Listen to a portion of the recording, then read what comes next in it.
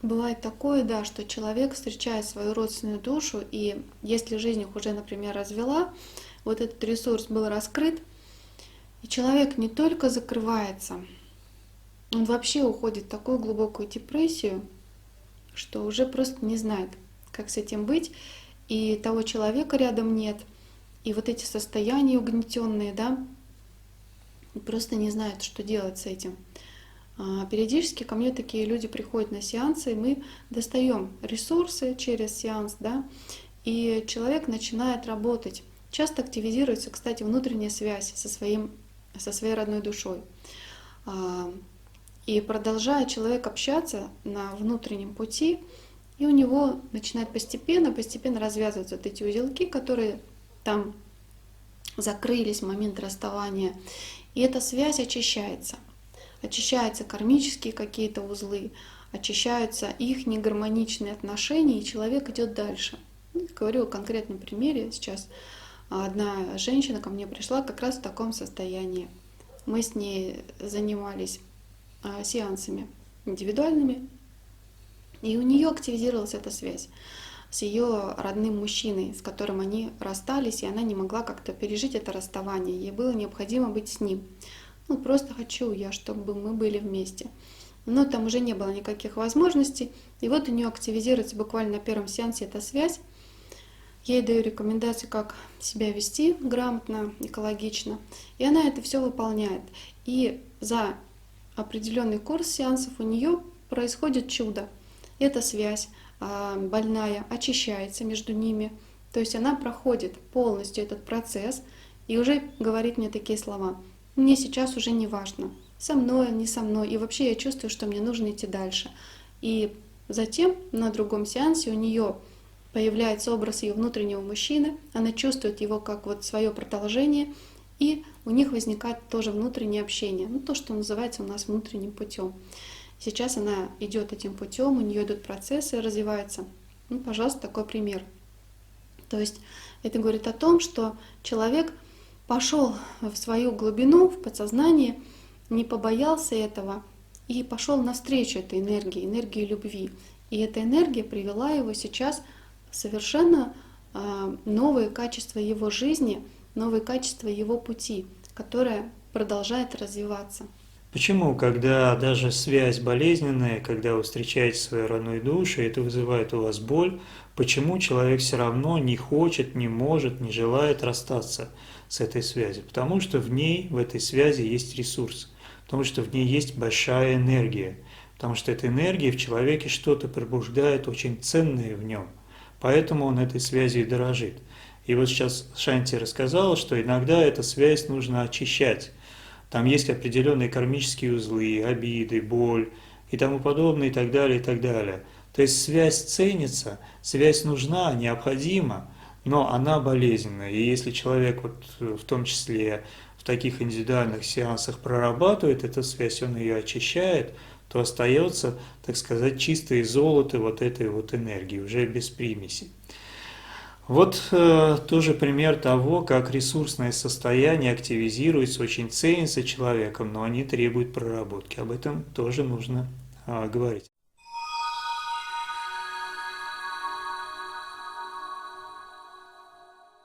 Пожалуй, первое, что происходит при встрече с родной душой, это активизация вот этого ресурсного состояния.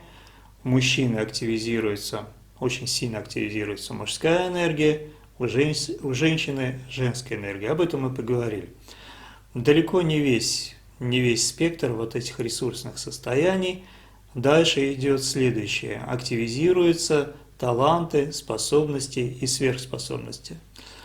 Ну, допустим, вы, если не всю свою сознательную жизнь, то много лет мечтали изменить свою профессию, изменить свой род деятельности. Вы хотели, в общем-то, заниматься совсем чем-то другим. Но вот как жизнь, она идет, идет, идет и идет по своему руслу, и никак из этого не выбраться, да? Все время какие-то объективные обстоятельства, что вот сейчас не время, сейчас не получится, нужно потом, и все не получалось и не получалось. Измени род своей деятельности. И вдруг происходит у вас встреча с родной душой, может быть кармический партнер, родственная душа, близнецовая половинка, И у вас поднимается изнутри вот эта вот способность, вот этот какой-то талант. Ну что это может быть? Это может быть все что угодно практически. Это могут быть творческие таланты. Вы можете обнаружить в себе способность, например, там, к рисованию, к музыке, к сочинительству. Это могут быть таланты целительские. Очень часто обнаруживаются различные таланты, которые связаны с миром духовным. Ну и так далее, и так далее. И вот благодаря вот этой активизации талантов, способностей, вы не только уже становитесь способными изменить свою жизнь, свой род деятельности, но и буквально уже не можете заниматься тем, чем занимались до того. Вот уже все, у вас и психология, и ваша психика, и ваш организм, ваше тело уже не может этим заниматься. Оно буквально отпрыгивает от этого, а тянет вас в другую сторону. За счет активизации вот этих способностей, талантов вы начинаете заниматься другим. И, ну, может быть, не сразу, может быть, это будет в течение нескольких лет, что чаще всего и бывает, что при встрече с родной душой у вас произошла вот эта вот активизация ресурсных состояний сознания. Вы почувствовали эту колоссальную энергию, а потом уже в течение нескольких лет это как бы начинает разворачиваться, как бы начинает вырисовываться определенные четкие контуры того, а что же это конкретно за талант, к чему конкретно предрасположенность. Но то, что раскрытие вот этого ресурсного состояния позволяет вам менять свой род деятельности, свою жизнь, направление своего жизненного пути, это без сомнений. И это, безусловно, ресурсное состояние. Люди часто начинают заниматься какими-то эзотерическими практиками. Кто-то становится массажистом, кто-то начинает вести йогу, а кто-то еще что-то подобное, становится психологом, ну и так далее, и так далее, и так далее. То есть, благодаря тому, что активизируется вот это ресурсное состояние сознания, вы опять становитесь другим человеком, немножко другим, а кто-то может быть и радикально другим. И вот это вот обновление ваше позволяет вам менять вашу повседневную жизнь, менять род своей деятельности, позволяет вам овладеть новой профессией, и начинать идти тем путем, который гораздо ближе вашей душе.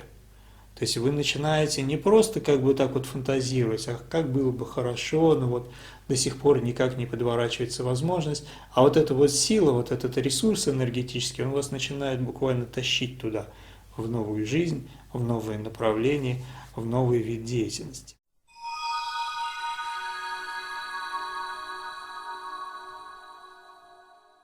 И вот от таких более приземленных вещей, как активизация мужской и женской энергии, как раскрытие талантов, мы переходим уже в мистическую плоскость. Это вспоминание своих прошлых воплощений. Это происходит очень часто. Да, действительно, можно сказать, что иногда люди фантазируют, они иногда выдумывают, включается фантазия очень бурно, и у человека, да, там действительно шарики за ролики заезжают, и он начинает, слишком бурно фантазировать на тему прошлых жизней. Такое бывает. Но очень часто люди действительно вспоминают свои прошлые жизни, и это является ресурсным состоянием. И почему? Очень такой простой, конкретный пример. Допустим, вы встречаете своего кармического партнера, это ваш не очень гармоничный, скажем так, кармический партнер, да? Дисгармоничная кармическая связь. Есть притяжение, довольно сильное, но в результате того, что эта связь не гармоничная, есть какой-то кармический узел, и он болит. То есть вы либо начинаете друг над другом издеваться, либо кто-то один над другим начинает издеваться, постоянно проявляет недовольство. В общем, негармоничные отношения.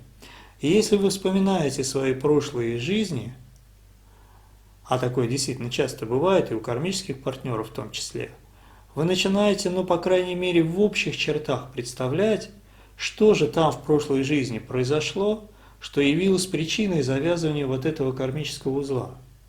Как это так вы в прошлой жизни повели себя, или вы оба друг другу там что-то насолили, да, что завязал вот такой кармический узел, который в этой жизни не дает вам нормально взаимодействовать и жить, и общаться друг с другом. То есть вот это вот притяжение есть, Люди хотят быть вместе, причем даже обоюдно иногда хотят быть вместе. Вот. А вот этот узел мешает. И вот это ресурсное состояние прошлой жизни, вспоминание прошлой жизни, оно позволяет вам осознать, что ах, вот что примерно, хотя бы примерно было, да?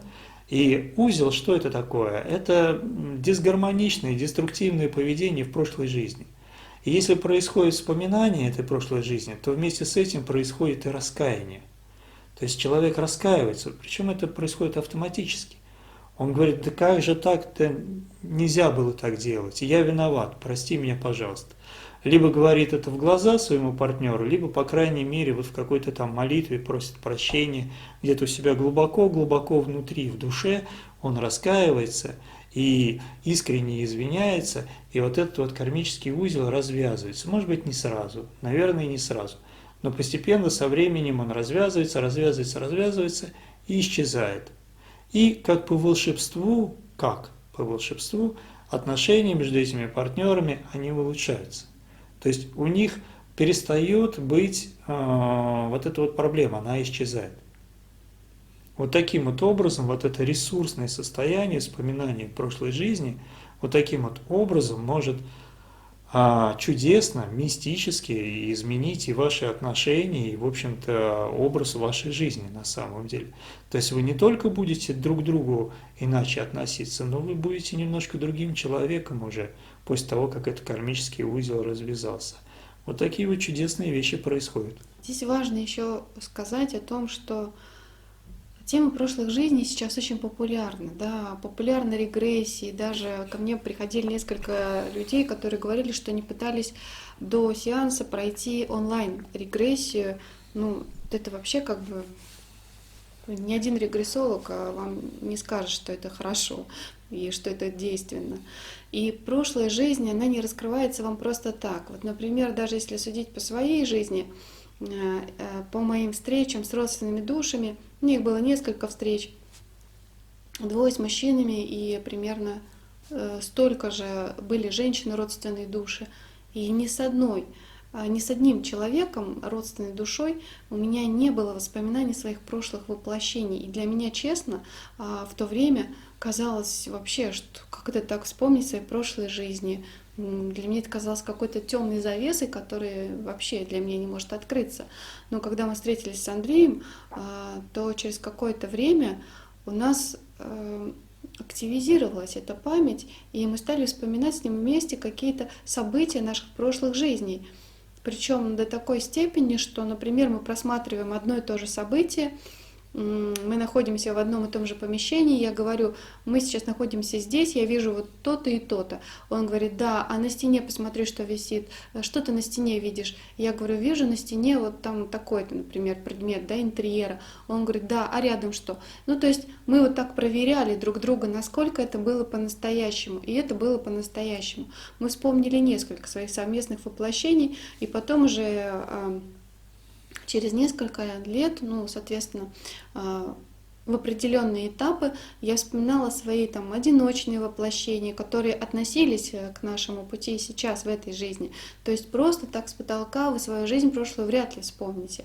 Даже если вы пойдете на сеанс регрессии, просто запросом посмотреть свою прошлую жизнь, ну, может, что-то вы увидите, но если это не нужно вам в этой жизни, то вы, в принципе, это не увидите. Либо просто посмотрите какую-то картинку, которая не будет иметь особого к вам отношения или особого смысла нести. Поэтому нужно относиться тоже к этому достаточно серьезно и проверять, и перепроверять. То есть, если вы увидели сон, если вы увидели какую-то картинку, если вам пришел какой-то образ в медитации, это не значит, что это была прошлая ваша жизнь. Нужно перепроверять. И если несколько раз приходит один и тот же образ, и в этом же образе вы переживаете, допустим, продолжение событий, да, то тогда да, тогда это можно говорить о том, что это была ваша прошлая жизнь.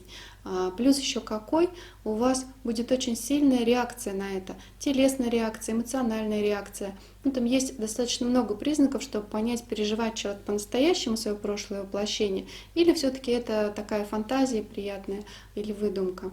Вот, смотрите, отличайте, чтобы не вводить себя уже в эту иллюзию.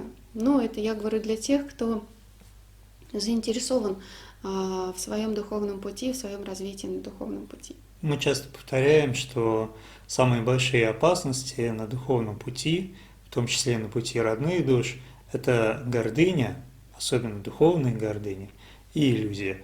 Вот это две самых больших опасности, две самые большие ловушки, угодив в которые вы, скорее всего, незаметно для самого себя уйдете с этого пути и просто пойдете по пути какой-то фантазии, будете присваивать себе какие-то там звания несуществующие, заслуги себе присваивать, ну и так далее, и так далее. То есть ничего настоящего не будет. Но это все равно другая тема. Сегодня все-таки у нас ресурсные состояния. Ну, почему другая тема? Я же это говорю не просто так. Вы можете чувствовать ресурс в своей прошлой жизни. Вот я, например, чувствовала этот ресурс с самого детства. И я даже хотела связать жизнь с этой деятельностью, в которую меня просто не пустили родители. И мне пришлось выбрать другую профессию. Но когда мы уже встретились с Андреем, и это было не сразу, это было уже как раз запустилось внутреннее очищение, мы уже вместе жили, как мужчина и женщина, создавали свое пространство. И, то есть прошел примерно год, может даже чуть больше, 1,5 года, когда случайно со мной случилось раскрытие вот этого ресурса, который я в себе ощущала с самого рождения. И просто случилось осознание, щелкнуло что-то внутри, вот так. И я поняла, это была моя прошлая жизнь до этого. Вот перед этим воплощением это была моя прошлая жизнь. И в этой жизни мне не нужно быть тем, кем я хотела. Мне не нужно заниматься этой деятельностью. И вы знаете, до этого момента всю мою жизнь меня очень сильно что-то внутри болела от того, что меня мама вот не пустила учиться, да, туда, куда я хотела пойти, овладеть этой профессией. И я не стала тем, кем я хотела вот тогда быть. И когда вот это осознание, оно случилось, у меня такая легкость наступила и полностью отпускание этой ситуации. Так, пфух, и все, и нет ничего. И я поняла, так это же моя прошлая жизнь была. Просто в той жизни я не доиграла, я умерла не своей смертью, и умерла рано. И я не доиграла немножко. Мне хотелось в этой жизни это доиграть. Вот. И когда случилось вот это четкое осознание, я пришла, помню, еще к Андрею домой и рассказала ему, что, понимаешь, вот так и так у нас произошло, у меня сегодня произошло. Он сказал, да, это было осознание, настоящее осознание. Вот, пожалуйста, пример. То есть вы можете чувствовать в себе какой-то потенциал, какой-то ресурс, и он не обязательно будет связан с этой жизнью, он может быть связан с прошлой жизнью, а у вас он активизировался при встрече с вашей родной душой. Такое тоже может быть. Поэтому очень важно отличить. Более того, может быть какой-то ресурс из прошлой жизни, который в этой жизни вы можете реализовать. Например, как вот у меня произошло с моими женскими сеансами. Да? Сейчас вот я уже провожу индивидуальные сеансы на раскрытие женственности. Это ресурс из моих прошлых жизней, это мои наработки. В этой жизни мне приходилось преодолевать. Я знаю, что такое преодолевать. Раскрытие женственности, да, когда там определенные положения в гороскопе, которые тебе нужно преодолеть, это называется квадратура. И в этой жизни мне пришлось преодолеть, прежде чем оно раскрылось. Но я знаю, что оно раскрылось не только в этой жизни. Я вспомнила своих несколько воплощений, где у меня была прекрасно наработана женская энергия. И сейчас я уже могу передавать этот опыт другим женщинам, могу их вести в эти энергии, могу им давать какие-то рекомендации. Вот, пожалуйста, ресурс из прошлой жизни. Он не выдуманный, он не фантазийный. То же самое у меня произошло с моим танцем, который я даю сейчас на живых наших занятиях. Он также раскрылся во мне спонтанно. На одном из наших тренингов у нас Андрей проводил, ну, как правильно сказать, свободное дыхание, да. Холотропное дыхание, свободное дыхание. Это подобие, да, холотропное Это дыхание. был 12-й год. Это был не 12-й, это был 14-й год. 14-й? 14-й год, да, в январь. Мы поехали в Челнах, это был тренинг, да, мы дышали там. И у меня как раз тогда шли процессы внутреннего очищения, прорабатывались какие-то блоки. И вот на одной из сессий дыхания я почувствовала, как я просто, мое тело встало и начало выполнять определенные движения. Но я уже об этом немножко рассказывала. И, соответственно, я вспомнила это воплощение, где я была танцовщицей в каком-то храме. Нас было несколько женщин. Мы вызывали ритуальными танцами дождь, там, ну и так далее. Что-то еще совершали, какие-то ритуальные танцы. И я прожила это, и мне это помогло, во-первых, преодолеть квадратуру, которая у меня была, и преодолеть работу с телом. Мое тело начало меняться после этого сеанса, после этой сессии дыхания. И после этой сессии я начала танцевать. И родился мой мистический РД-танец, который я сейчас уже даю на практиках, на живых. Ввожу в этот поток женщин, они чувствуют то же самое. Очень много совпадений, когда уже описывается то, что они переживают. Вот это тоже наработка из прошлых воплощений. Поэтому нужно очень тщательно относиться к тому, что вы вспоминаете. Действительно ли это ваш ресурс, когда у вас внутри все оживает, или это просто какая-то фантазия. Или это может быть уже прожитое воплощение, которое вам в этой жизни уже не нужно. Ресурс – это то, что дает вам реальные силы, реальную энергию. Поэтому это ресурс. Вот он у вас был закрыт, Да. как я вначале говорил, он у вас был. Вы его, может быть, даже где-то очень глубоко, так подсознательно как бы чувствовали, но он был четко закрыт. Потом он раскрылся, и он пошел реализовываться. Он совершает определенные реальные действия. Причем эти действия именно вот в повседневности. Вот как Шанти рассказала, раскрылся танец, причем это не просто вот как танец и танец, да? Это танец, который производит определенную работу мистического характера. Это мистический танец, и это то, что работает. А это, с одной стороны, то, что вы можете реализовать, то, что вам помогает. Тут как бы понятно, ресурс раскрылся, и он вам помогает. С другой стороны, Шанти рассказала о тех ресурсах, которые вам в этой жизни уже не нужны. Они у вас есть, ну вот как она сказала, там она немножко не доиграла, да, действительно. И как бы в этой жизни хочется тоже пойти по этому пути, и у вас этот ресурс раскрывается, но вы вдруг понимаете, что вам этого уже больше не надо. Вот такие вот бывают разные вещи. Но нужно особо сказать, когда мы вспоминали свои прошлые воплощения, у нас было вот такое вот совместное проживание прошлых воплощений, именно совместное, спонтанное, мы ничего для этого специально не делали, оно просто случалось, то это было раскрытие того ресурса, который очень-очень сильно помогал нашему воссоединению. Когда этот ресурс раскрывался, мы чувствовали, как это воссоединение происходит, и оно беспроблематично, оно вообще вот, ну просто вот на, бери и все.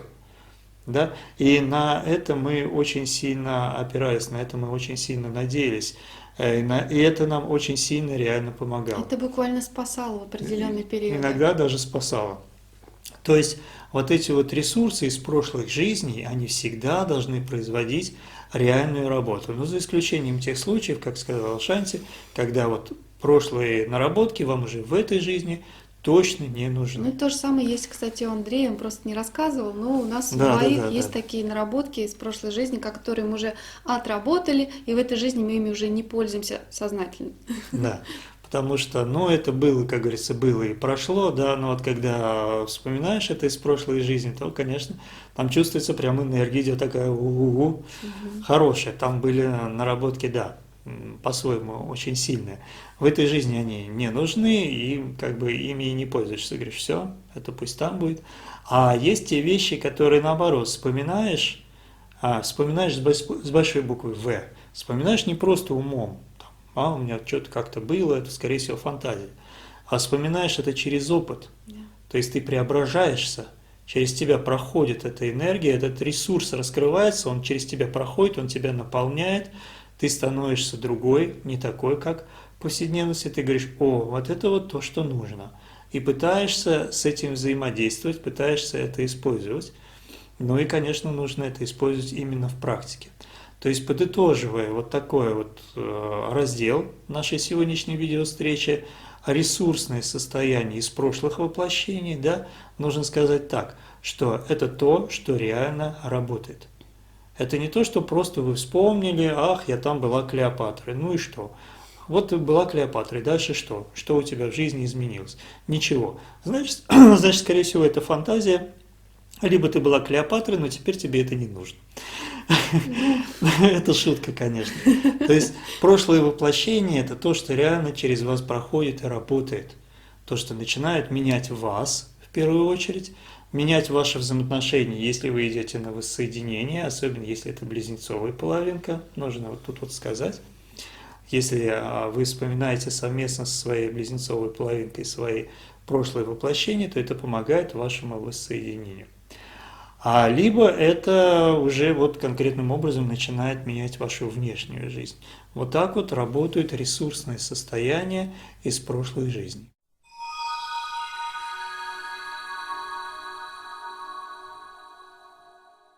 Дальше поднимаемся по частотам выше, начинали с повседневного плана, дальше выше, теперь прошли мистический план, и мы идем к духовному плану.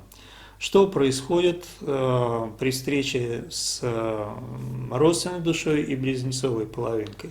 Вы вспоминаете, можете вспомнить, и чаще всего так и происходит, вспоминаете свой духовный дом. Вспоминаете опять, еще раз подчеркну, вспоминаем с большой буквы «В». То есть это внутренний опыт вспоминания. Вспоминаете свою духовную ипостась, вспоминаете свою духовную природу. Звучит это как бы совершенно непрактично, да? Звучит это как бы отстраненно. И можно сказать, ну, опять скептики напишут, да мы все духовные и так далее. Вот одно дело просто говорить языком вот так вот бла-бла, а другое дело, когда через вас это все проходит. Вспоминание своей духовной природы. Когда вы вспоминаете, что вы ангел, и это не просто слова. То есть какая-то часть вашей души, условно выражаясь, находится в духовных сферах, и там вы ангел. И совершаете свою ангельскую работу. Это действительно так. Это имеет самое прямое отношение к теме предназначения, к теме миссии. Когда вы хотите узнать свое высшее предназначение в этой жизни, когда вы хотите узнать свою миссию, вы выходите на эти духовные сферы. Вы выходите на будхианный, на атманический план, где у вас божественная природа, ангельская природа. Там, где вы качественно иное создание. И это не просто слова, это опыт, не только вот наш опыт личный, но это опыт некоторых людей, которые проходили наши ретриты, наши тренинги, что после некоторых РД-практик люди полусмеясь, полушуткой, полусерьез говорили, мне как-то сейчас трудновато вот в эту дверь пройти, потому что крылья мешают. Это выглядит как шутка, но на самом деле так и есть. Человек чувствует себя качественно в иной ипостаси. Ну и опять можно махнуть рукой и сказать, ну, или еще как там некоторые такие, знаете, кто любит банально пошутить, они так пишут, что вы там у себя курите? Ничего мы у себя здесь не курим, мы занимаемся духовными практиками. Вот. И как бы можно сказать, что люди фантазируют. Очень бурно фантазирует, да? Ничего подобного. Когда ты видишь человека в живом кругу после практик, и когда он делится тем, что он пережил, и когда реально его лицо, оно преображается. Например, кто-то себя там начинает чувствовать амазонкой. У нас была женщина, она говорит, я себя почувствовала амазонкой.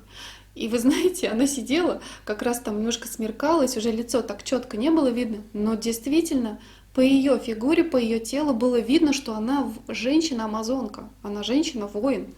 И буквально вот не хватало еще шлем на нее надеть, вот такой, да, как носили амазонки, и все. И потом там был пример, у нас женщина тоже переживала индейское воплощение. Она сидела, рассказывала, там уже было хорошее освещение, было прекрасно видно ее лицо, и ее лицо действительно индейской внешности становилось. Ну и таких примеров можно привести очень много.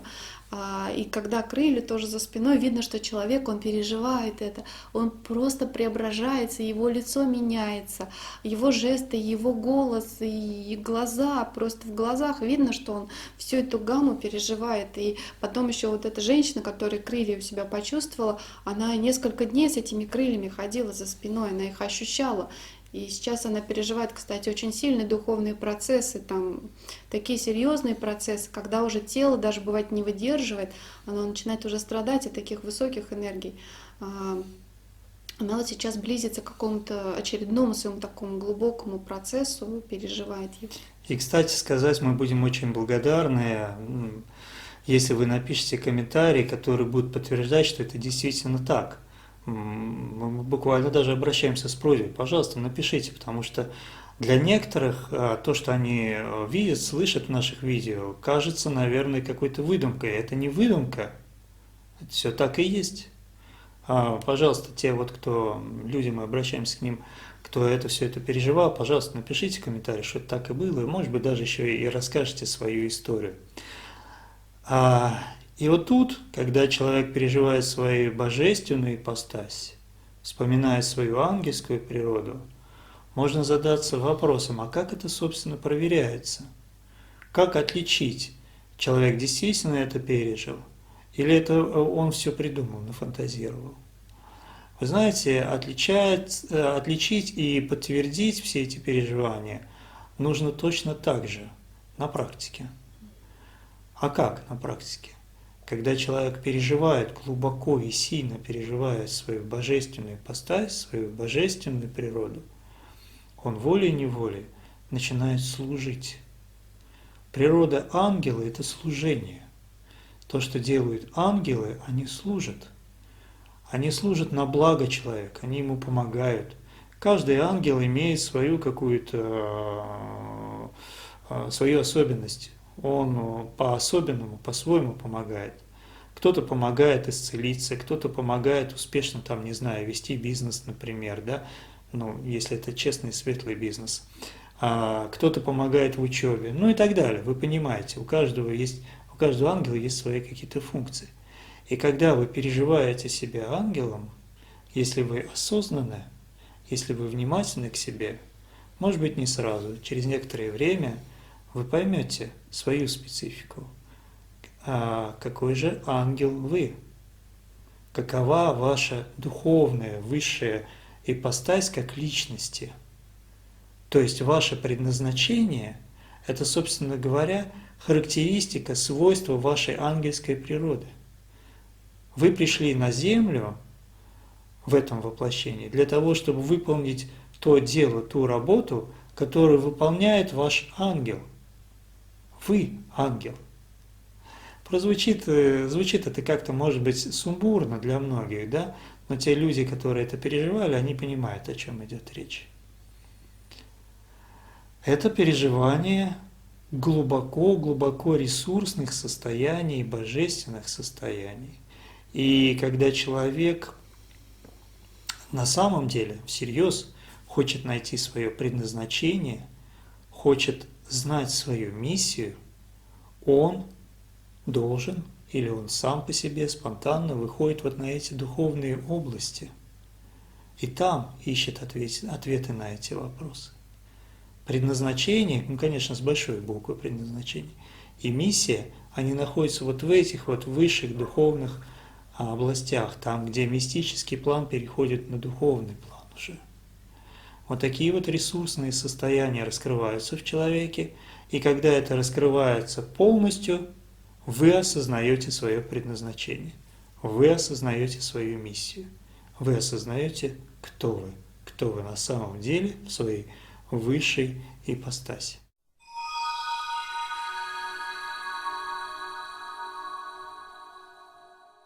Сегодня, как и практически во всех наших видео, мы говорим о пути родных душ. Мы говорим о специфике этого пути, и сегодня мы сосредоточились на ресурсных состояниях сознания, на пути родных душ. И тот, кто не встречал свою родную душу, для него понять все то, о чем мы говорим, очень трудно, невозможно. Иногда пишут, иногда даже приходят на консультации потом и рассказывают, что вы знаете, я ваше видео увидел несколько лет назад в первый раз. И когда я его увидел, я понял, что что-то, какая-то ерунда. И, в общем-то, и не стал на этом останавливаться. Но потом, когда я встретил свою родную душу, я вспомнил о вас, опять вернулся к вашим видео и понял все. Вот если у вас есть опыт встречи с родной душой, то все, о чем мы говорим сегодня, вы легко и естественно поймете. Если пока этого опыта нет, но вы смотрите это видео, ну, может быть, этот опыт встречи с родной душой у вас случится. И к чему такое предисловие? Самые высшие переживания на пути родных душ, особенно когда вы встречаете свою близнецовую половинку, ну или это может быть родственная душа, это переживание единства с Божественным, переживание единства с Богом, переживание познания Бога, осознавание себя как дитя Бога. Это самые высшие переживания. И когда вы встречаете или свою родственную душу, или близнецовую половинку, у вас может возникнуть это ресурсное состояние. Вы – дитя Бога. Вы где-то рядом с престолом Бога, можно так сказать. Ну, это немножко такое устаревшее выражение, но вы чувствуете Бога, чувствуете Его непосредственно. Это самое глубоко ресурсное состояние. Если вы его переживаете всецело, глубоко и продолжительно, то ваша жизнь меняется радикальным образом. В своем прошлом видео, которое называется «Любовь, ведущая в рай», мы рассказывали об этом подробно. Поэтому сейчас во всех подробностях говорить не будем. Кто будет интересоваться, пожалуйста, посмотрите это видео. Стоит только заметить, что вот этот самый глубинный ресурс, который может у вас раскрыться при встрече с родственной душой или с близнецовой половинкой, это самое сильное, самое мощное, самое яркое событие в вашей жизни. Все, кто это переживал, они не забудут этого никогда. И я верю, или мне хочется верить, что все, кто это переживал, они действительно уже не будут прежними никогда. Их жизнь меняется весьма существенным образом. Вот такое-то колоссальное ресурсное переживание единства с Богом, которое объяснить какими-то конкретными словами, пожалуй, невозможно. Все слова – это только типа «ах». Но вот это вот «ах», вот этот ресурс, который у вас внутри пробуждается, единство с Богом, он меняет все.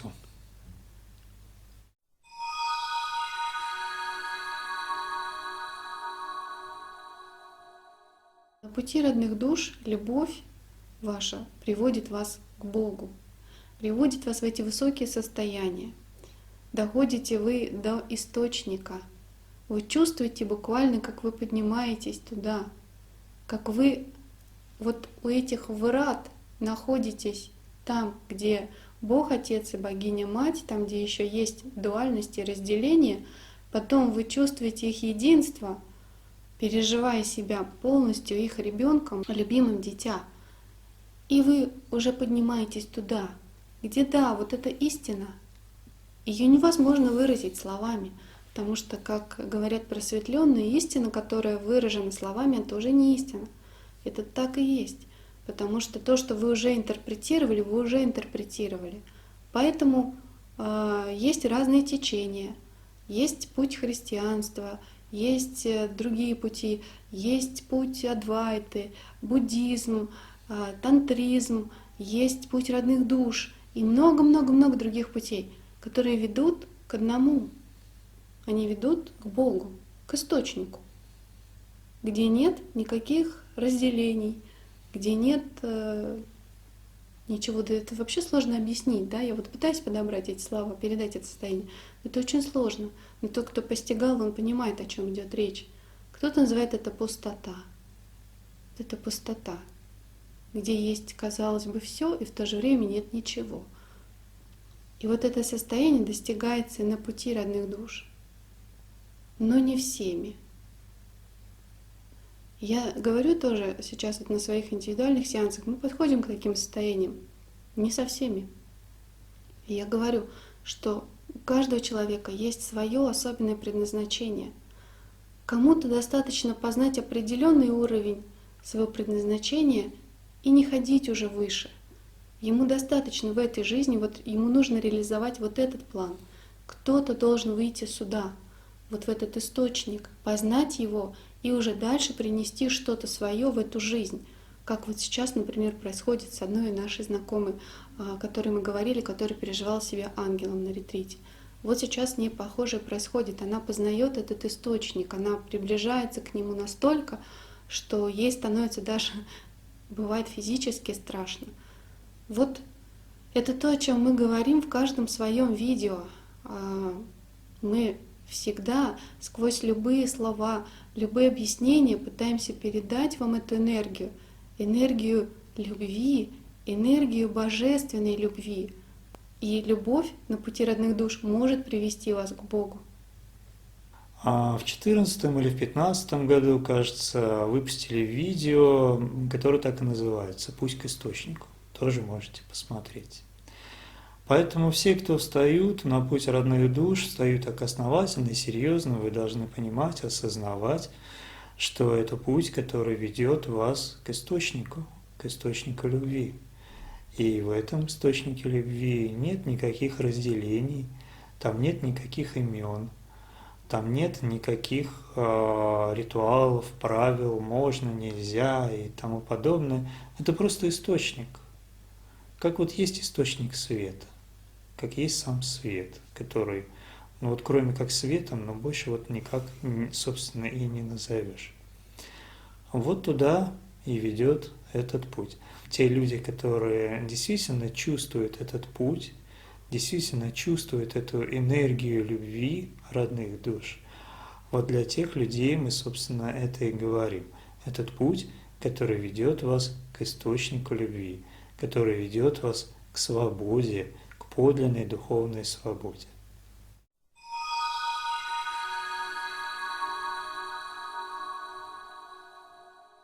Ну и в конце, естественно, нужно подвести общий знаменатель под тем, о чем мы говорили, вывести квинтэссенцию всего того, что сегодня было сказано.